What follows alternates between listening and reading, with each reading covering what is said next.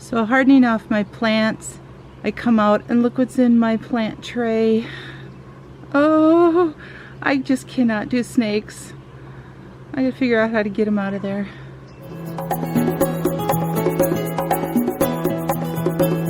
Hey guys, back in the garden again. This is Kathy at Northstar Prepsteader. Well, today I am going to clean out my strawberry bed. And you're wondering, well, they're growing. What do I need to do to clean it out? I'll show you. Okay, I really haven't done anything in here since winter. And they've just grown up wonderfully. They're lush and full.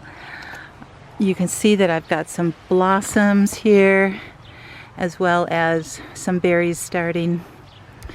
But what I need to clean up is all of the old leaves that I used as a covering, kind of, not really a mulch, but a protective for the winter.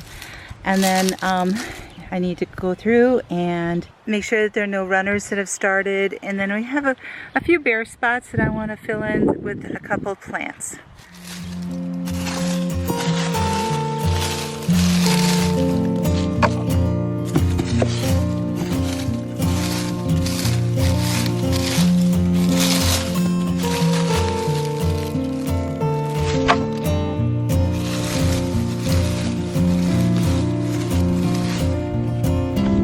There's also a number of like the dead leaves from last year, that the little bit that was left after I cut things away, and I just want to clean that up and trim those so that the plant has as much breathing space and growing room as possible.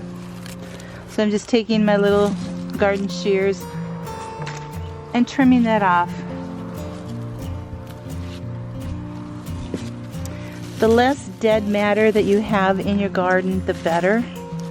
In the way of things, dead pieces from plants and things. I mean, you certainly want to have a certain amount of leaves and things for organic matter in your soil.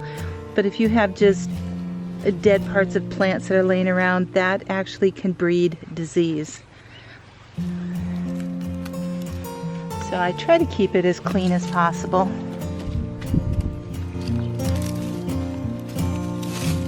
Now this is not a big strawberry bed, but it's plenty for me. I don't eat desserts, so I don't really freeze the strawberries. I don't make jam. So I just really want to just have them fresh and enjoy it that way.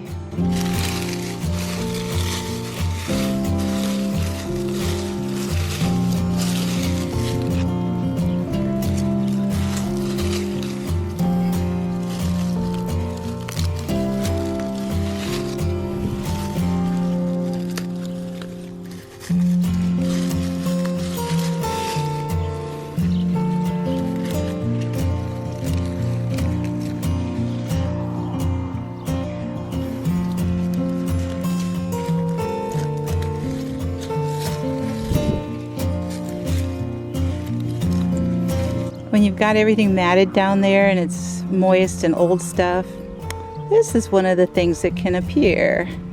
So this is what I'm trying to avoid in here.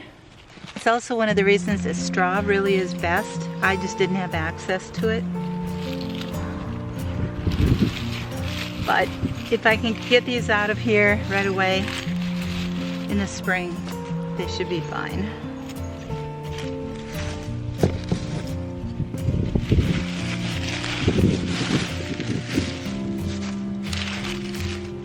I don't know if you can see in here,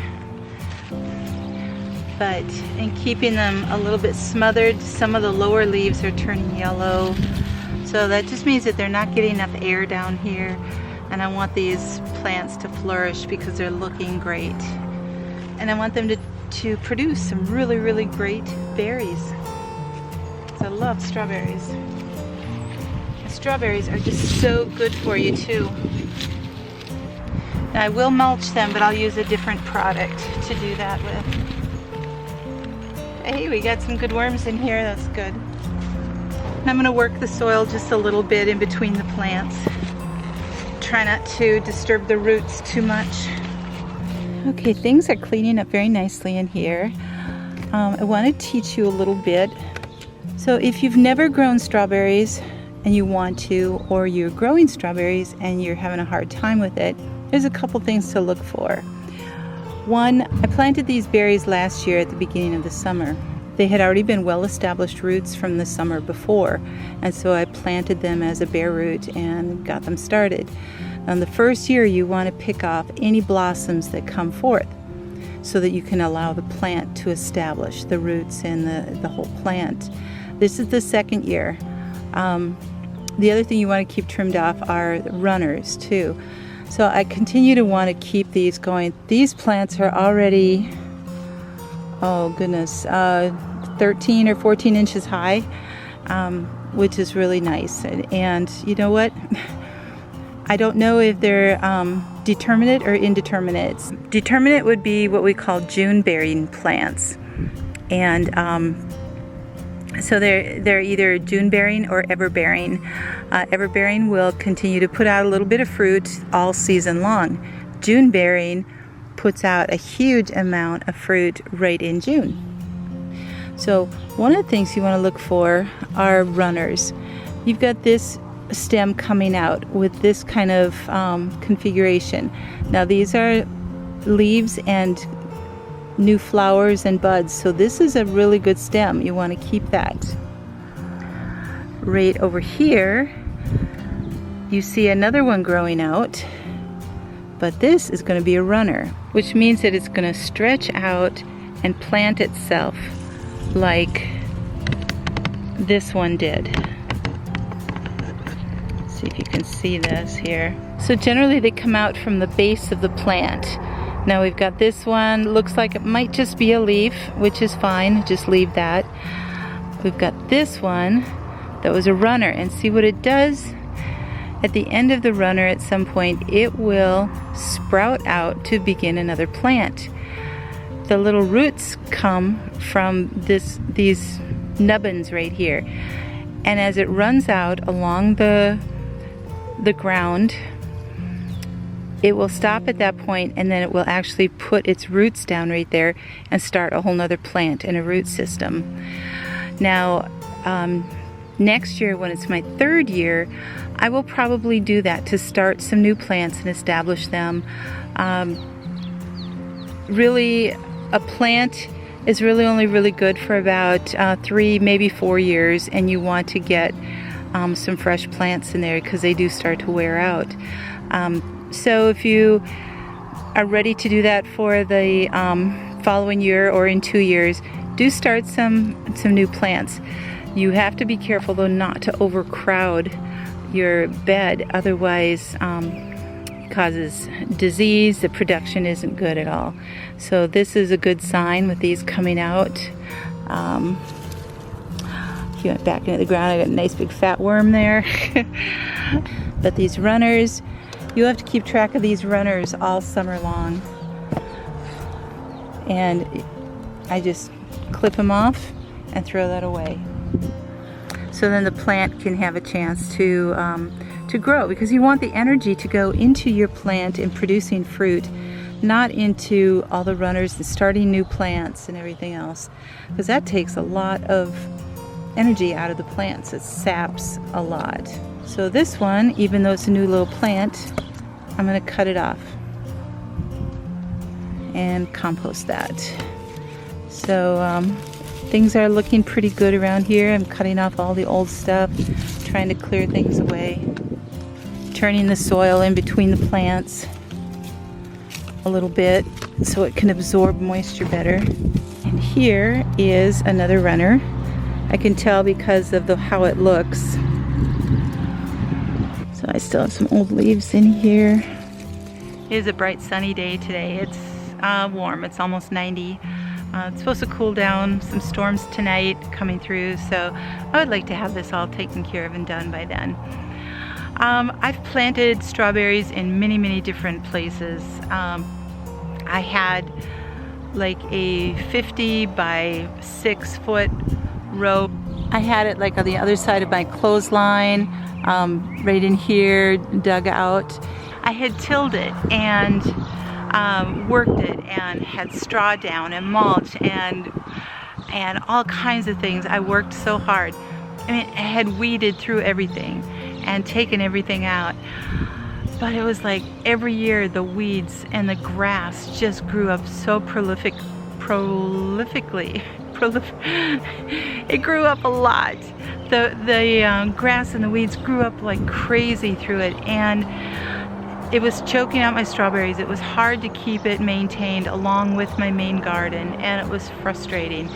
It was like the first year we got lots of berries, and it was great.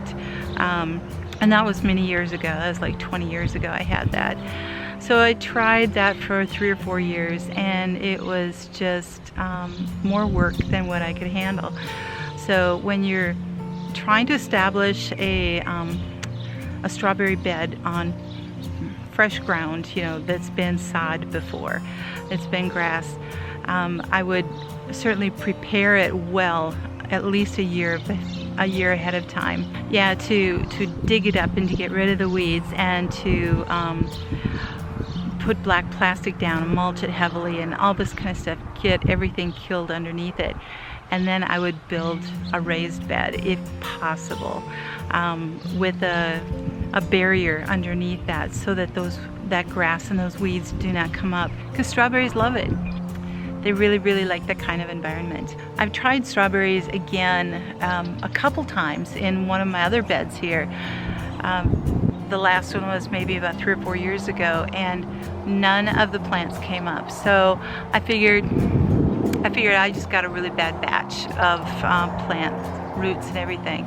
So last year I got these, and they are doing fantastically. There were 1 or 2 plants that did not come up, and so I let last year towards the end of the year, I let a runner establish in those places. I could tell that there's a couple smaller plants, so those were where I let the runners fill in. And last year I picked off all my blossoms. I did not take any berries last year because that's a lot of energy that goes into the plants, but I'm looking forward to berries this year. Important to keep it well watered, to keep your bed clean, try to keep the weeds and the grass out, to fertilize it as you can. After I'm done here, I'm going to put a layer of compost over it, and then I will put a mulch down. So straw is very, very good. That's one of the reasons they call them strawberries. I'm almost done with this, and we will move on. The other thing that I'm seeing that I'm going to have to really keep an eye on is that there's some evidence of the leaves being eaten. Just a few of them. I don't see any slugs or any cabbage moth worms or anything around here, but I'm just gonna have to keep an eye on that and see what's going on. Here's another leaf right here, and it just seems to be this plant. I don't see it on any other plant. Again, if you guys know of any way to prevent cabbage moths, please let me know. They were a problem last year. So I pulled a cart full of debris out from around the strawberries, and that's just going to go in the compost. Now I'm going to put some compost and manure around here so that these plants have a little bit of nutrition that'll filter down in there. Get that under the bottom leaves so that they don't sit in there and rot.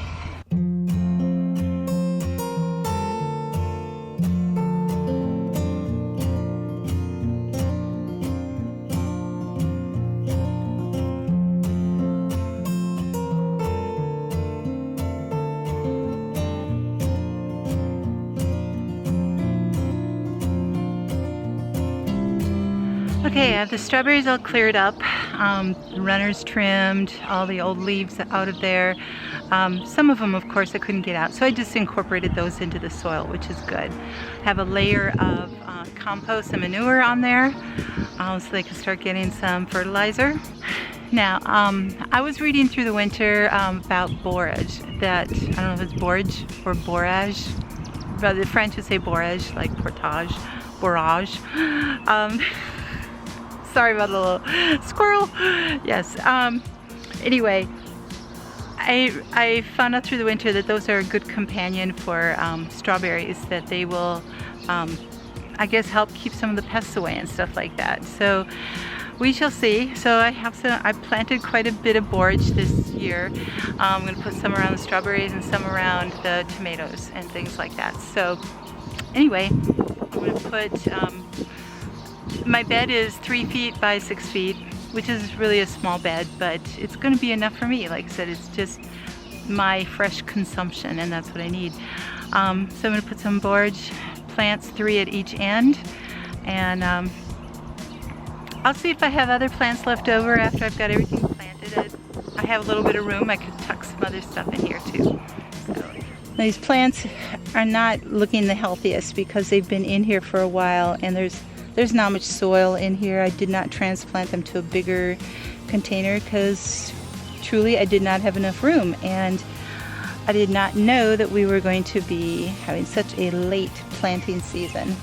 So hopefully once they get in the ground with some space and sun and rain and good soil, that they will start to flourish, because my other ones are much bigger.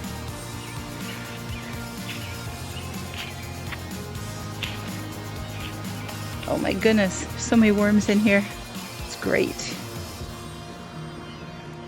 Put one there, one in the middle here, and one on the end.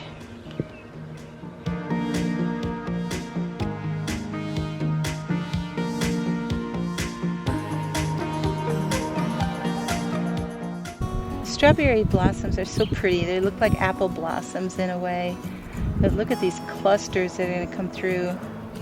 So you can see here's one of the well-established plants, and then here's a small one. This was a runner that established last year. So you can see how small they are, and you don't want fruit to be starting on those. And actually, I think this one is a blossom here, but I'll wait to make sure. Here's the other one of my little runners that started last year. You can see there's, we've only got a few stems here. It's just trying to establish. The plant is healthy, it looks really good. But this one is already putting out flowers and fruit.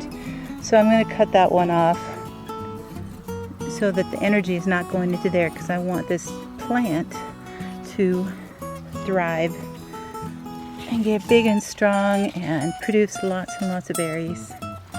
So this one I think is just going to be a leaf, but this one, because I can feel some little nubs in there, I think that one's going to be starting other stuff. So I'm going to clip this one back and let these all grow. Another way you can tell the difference here, this is a leaf, and where the berries will grow, they have this little cluster of leaves with a bud in the middle of it, and it's hard, feels like a little pebble in there, and it's very closed in.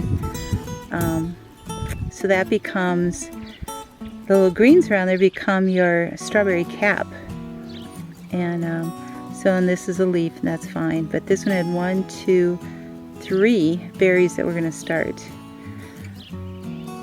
And yeah, it's hard to cut them off and not have that food grow, but in the long run, it's going to be so much better.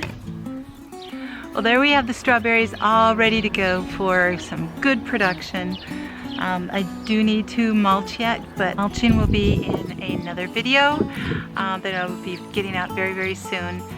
But that's kind of my secret ingredient. I want to devote all of that to its own video instead of just like tagging it onto the end of one. Anyway, you guys take care, God bless, and if you're growing strawberries, I hope you have great success with it. Thanks so much. Talk to you later. Bye.